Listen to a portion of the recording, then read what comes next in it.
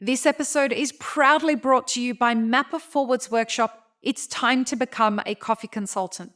Learn how to diversify your revenue streams and create freedom from your day job while saying goodbye to that alarm clock forever by becoming a consultant within the coffee industry or directly to consumers who have shifted towards home brewing and home roasting.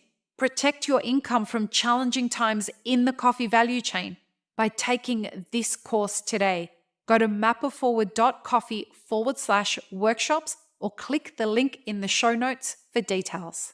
Powered by DXB Live and World of Coffee Dubai, Mapper Forward is proud to be the official podcast partner of World of Coffee Dubai in 2024 for a second year in a row.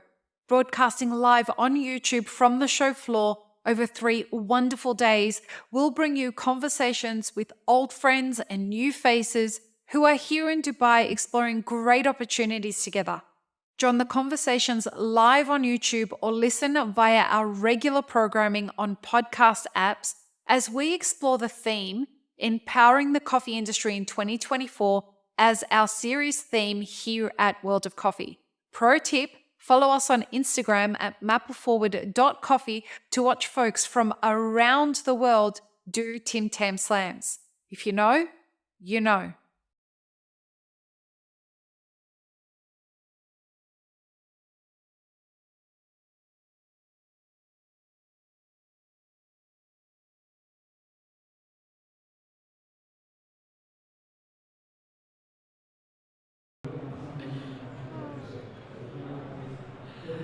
Welcome to the Daily Coffee Pro by Mapper Forward, friends. I'm your host, Lee Safar, and this is episode 5, our last for the first day of World of Coffee.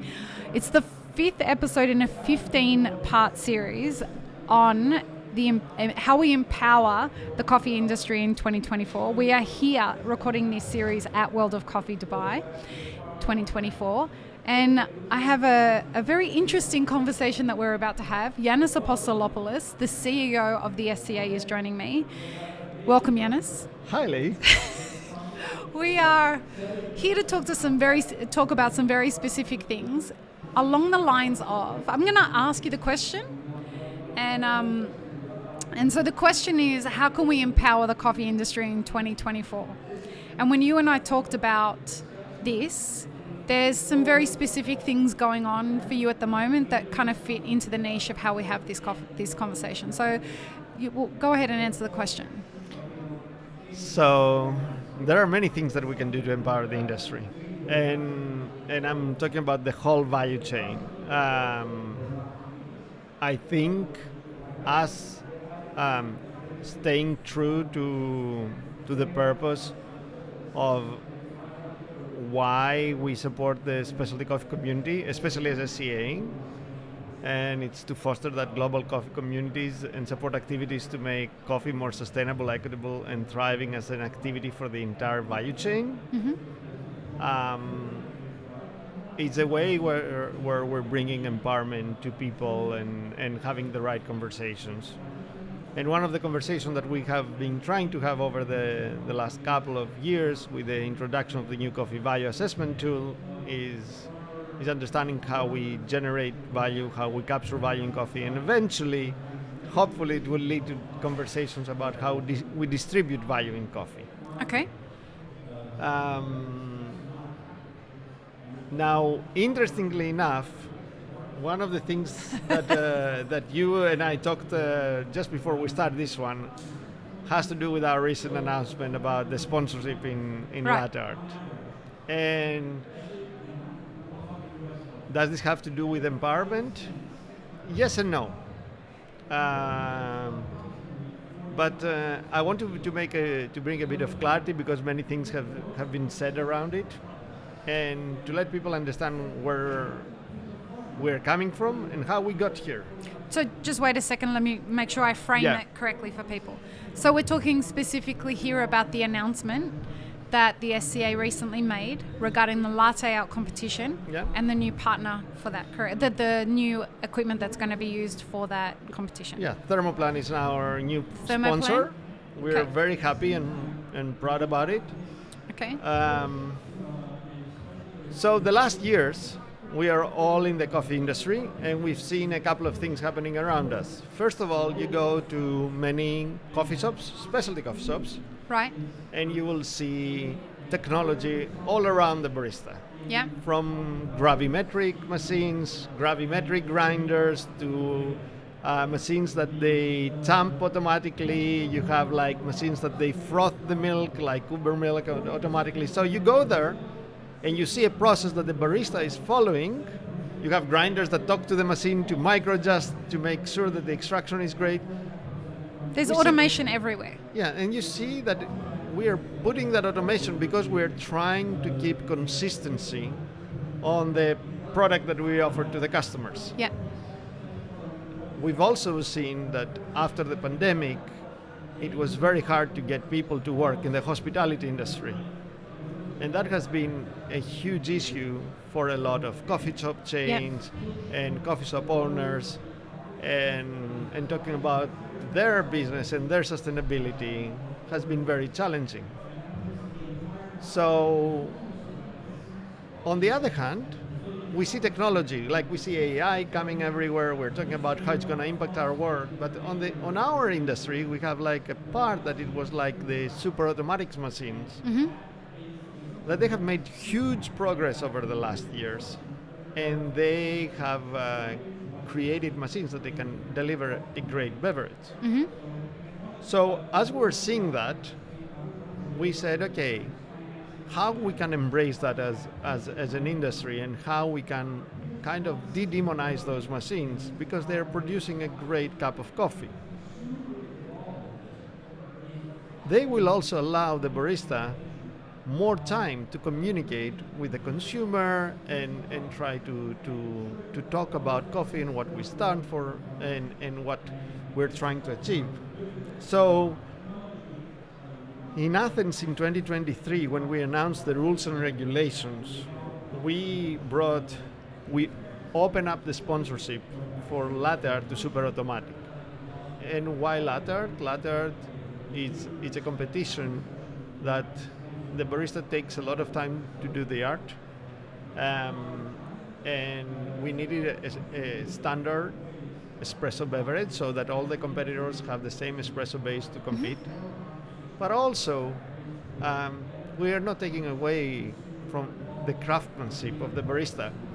Like some people accuse us, oh, you're going to use auto steamer or whatever. No, the competition will use a regular steamer, the barista will steam the milk and will pour the latte art. So just to say that clear. What is important is in the past, super automatic machines, they didn't have a significant market share within the specialty coffee industry. But now we see them more often, even in specialty coffee shops. So it was the idea of how do we go out there and we embrace technology in what we're doing in a level that goes to the highest level, which is the competition.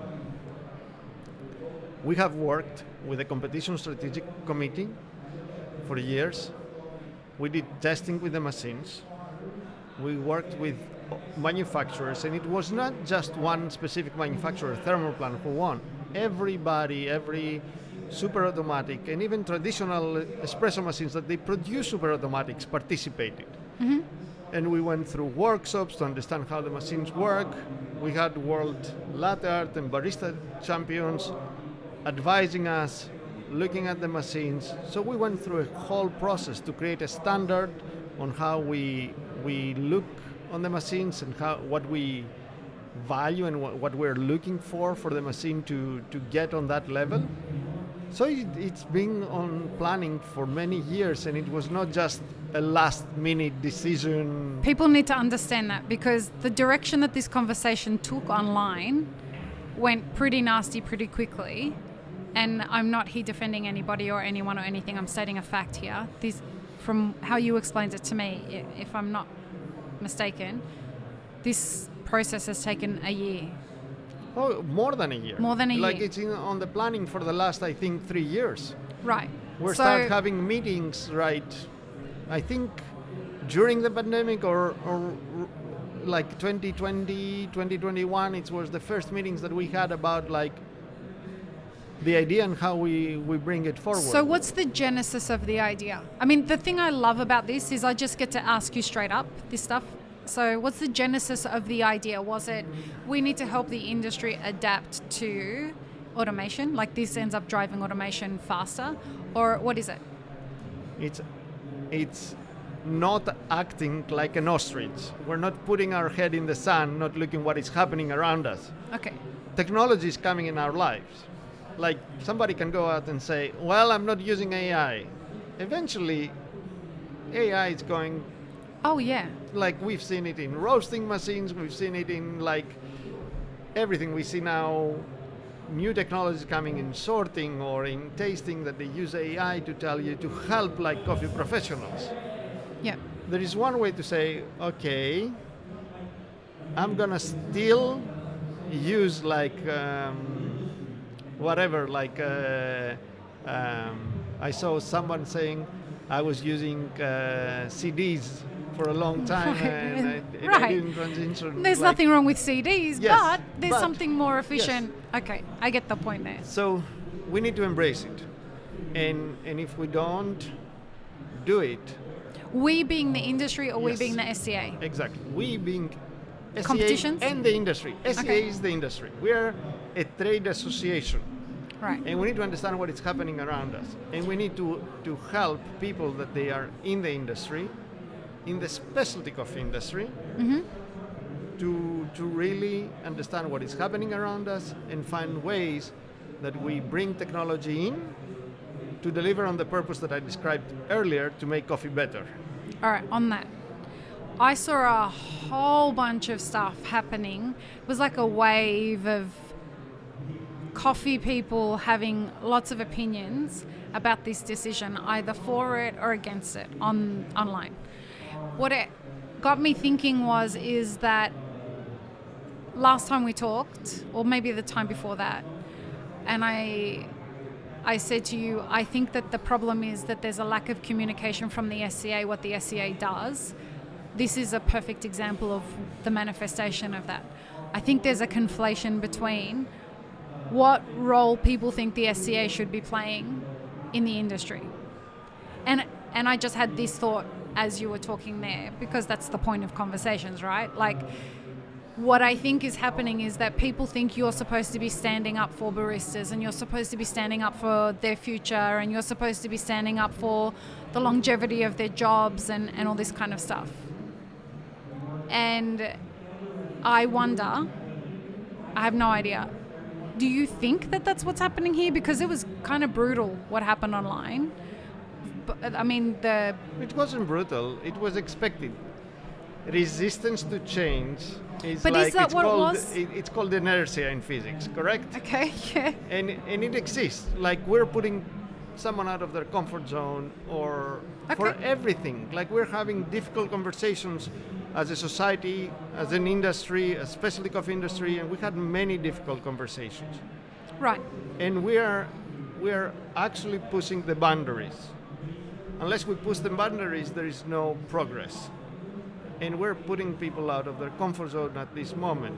So yes, we're there to support baristas, to support the industry, because that talks about the sustainability of the industry Yeah. and the jobs of the baristas and everything. Like, I'm not saying that there will be no traditional machines. There will be. There will be also automatic machines. And if we close our eyes and we say they don't exist, then I don't think that we're serving the I agree. stakeholders Look, properly. And just to be clear, like, I've been talking to people who are listening, like, I've been talking about automation for many years and saying that we need to lean into it. And I'm a big champion of the idea, particularly we saw the labour situation coming, and it helps business owners. I'm the person who champions the business owner.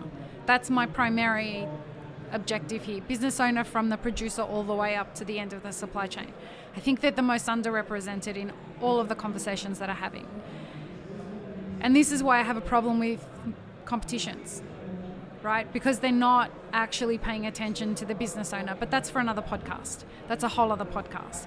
What we're talking about here is the idea that we're in an industry that is undergoing a lot of change very quickly. And people don't know how to adapt to that. And the cognitive dissonance that comes from what you guys are doing, I think, is making people hyper aware of themselves being stuck in something that's been the same for a long time. And how do we empower those people who are perhaps looking at the way that they're responding to this and recognizing that they have responded negatively, and now knowing that that wasn't done as something, and we'll address the other issue that came with this in a second, but how do we empower people that are perhaps stuck in that cognitive dissonance and how to move forward? First of all, I don't agree with you on the competitions, but that's on a different He had to say that for the record, folks, but that's fine. As you said. Again, we've seen our industry changing, adapting fast during COVID. The business models changed completely for a lot of coffee shops. Yeah. Some people went out of business. Yeah. But some people thrived. They find ways to change their business, to adapt. They showed resilience. And I think that is happening on every industry. And that's a life cycle of every business. And AI is just going to make that go quicker. I think having being open-minded, understanding what is happening around us, having honest and transparent conversations with everyone on the value chain.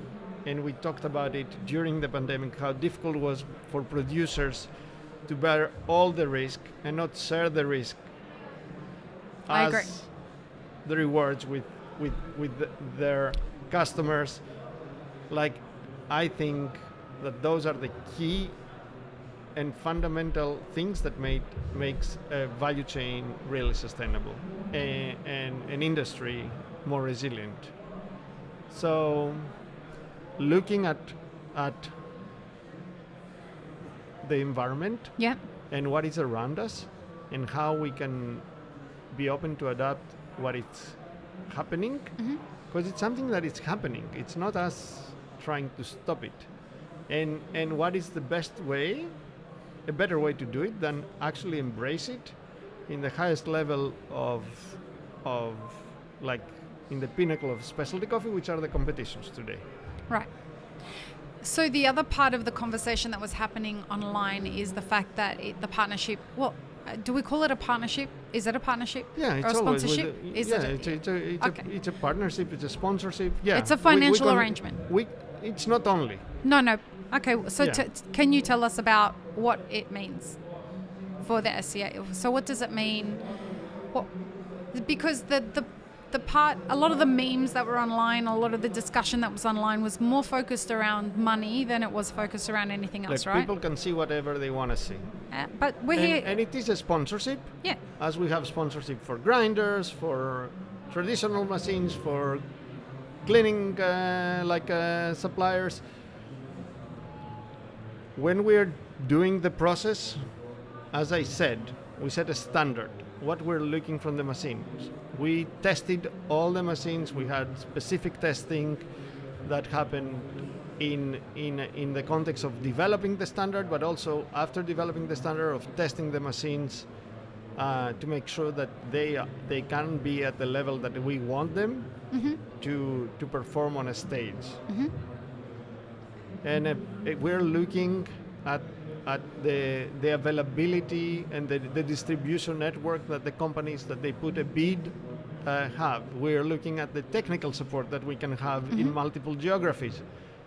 So it's not like, who is just paying the biggest number. It's a sponsorship like everything else that we're doing, and it's a partnership, because the sponsors of any world competition, they're putting a lot of effort, a lot of energy internally to be able to deliver in that level, and for the competitors to have the best experience they can when they get on the stage. Right. So it's a good partnership, and we're learning from them, they're learning from us. And as we change, like for example, espresso machine sponsorship like 3 years ago, we just changed for latte art. Okay. And so, do you have anything to say about the memes and the... No, like people can express their opinions. I'm okay with that. Like, look, we are trying to do our job the best way we can. We're putting processes in place to do that, and we feel comfortable with the decisions that we're making. And we are 100% behind the decisions we're making. So everybody can have opinions about everything. And I guess it's your job as a CEO to make sure that you fulfill you have a fiduciary responsibility to the viability of the business. Oh yes, and my board and everything, but it's not a decision that has to do with money. It's a decision. It's a strategic decision. We understood what is happening in the industry, and we said, what's the best way to bring it in and embrace it? We have seen like automatic machine on the show floors of our shows for years. I mean, I'm the last person to argue with you about this because I'm a big I'm a champion of automation from the perspective of it's going to solve a lot of problems that we have. Look, when someone can go and sell pictures of their feet on OnlyFans for $50,000 a month, why are they going to go and be a barista? That's what we're faced with post-pandemic. People had to adapt during the pandemic. So we're going to continue to find issues with finding labour in our industry. Producers are stuck with fruit on their trees because they can't find labour. We're going to have to find ways to adapt from that perspective as well. From me, I'm looking at it from the business owner's perspective, and we're in trouble. And for me, also, it's not that we're taking a role away. Like the barista role doesn't You can still go draw your pretty pictures, folks. No, it's not that. I think it's the barista role is going to be there. Like, let's say this. Some years ago, we didn't have like access to technology, computers. The accountants were sitting, writing in a book, adding, doing the work. Today, accounting, it's still super relevant. But it's done by AI a lot of the time. But still, the professional is there. Yeah. And they have more time to focus on what they need to focus. Yeah.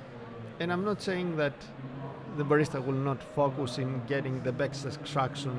It might be that the equipment that they're using might be different. Might be the same equipment they use today, because I don't ever think that the traditional machines are gonna go away. I think they're gonna stay, because you get a different type of beverage, but it's not for all the time. Right, it depends on the business model that you've got, right? And it depends on how you want to adapt and the way that the consumer behavior is adapting, where convenience, consistency, all of that. I mean, if you have a customer base that's happy to sit there and wants an experience and wants artisan this and all of that, keep the traditional machines. But there are coffee shops that they have a traditional machine to serve the customers that want that. That they are staying to consume the beverage there, but for to go, they're using super automatic. Right. And they're specialty coffee shops. Right. And I guess it's relevant to this conversation now that we're having it.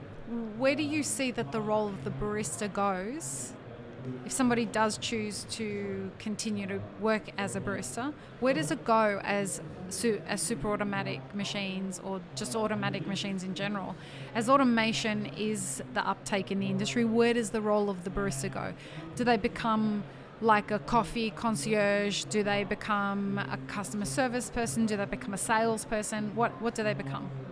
The barista is all of that today. Today they are. They haven't figured that out yet, though. But it's going to continue. Like, But what does is that going- become the majority of their job?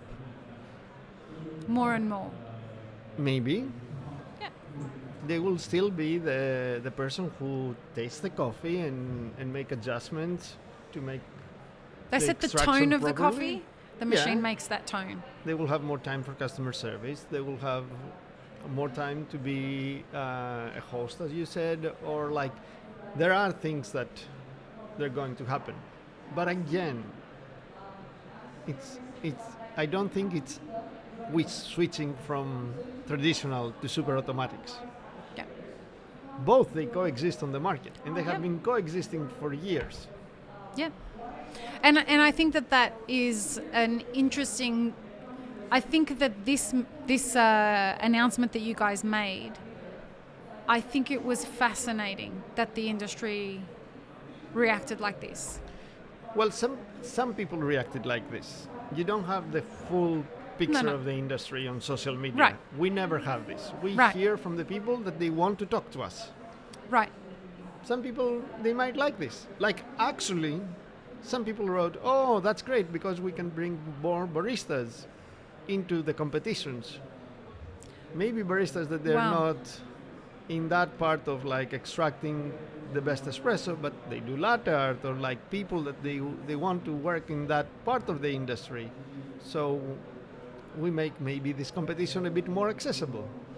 Well, that I'm happy about that, at least if I'm not that big on competitions. I mean, because I find competitions to be quite an elitist endeavor and separatist. And you and I have had this We have conversation different before, but they're opinions. correct. But that's the beauty of the fact that you can have friendships with people and professional conversations with people and not agree on everything. That's the point. Okay, that's life, eh? Right, exactly. Exactly. But the point on this podcast is to demonstrate that. And so that people are not afraid of disagreeing with each other, but in a constructive way. And I think when we express opinions, and we're open to Respectfully. hear, yes, and understand, we can create things that they are much better. Yeah, and the superpower of it is that it leads to you thinking about this conversation and me thinking about this conversation as we go away into our life and thinking, how can I steel man Yannis's position on this? Yeah, and that's the beauty of it. Like Right. that's the discussion and how we synthesize. And I would encourage anybody that's listening to this to consider that prospect, because leaving the way you think up to people who are thinking for you on the internet is not a healthy way to approach your business or your life. Oh no. And so this podcast exists to empower you to think about things in your own way. So thank you for this conversation. It was actually really fantastic. I hope you enjoyed it. I hope everyone that's listening enjoyed it. And I hope that we can put this shit to bed on the internet, because it's kind of distracting at the moment. Would you sign us off? Wait, before you do that, you were the one that started this. Do you know that? No. You were the one that started the guest signing off the peace, love and peanut butter. You were the first one to do it. Yeah. So peace, love, and peanut butter. Peace, Thank you love so and much. peanut butter, everyone. Have an amazing rest of your day. I really hope you enjoyed this episode, friends. Please don't forget to show us some love by subscribing, liking, commenting, and most of all, sharing this podcast with your friends. Check the show notes for links, including our sponsors and our Patreon. And stay tuned for more great conversations on the Daily Coffee Pro by Map It Forward.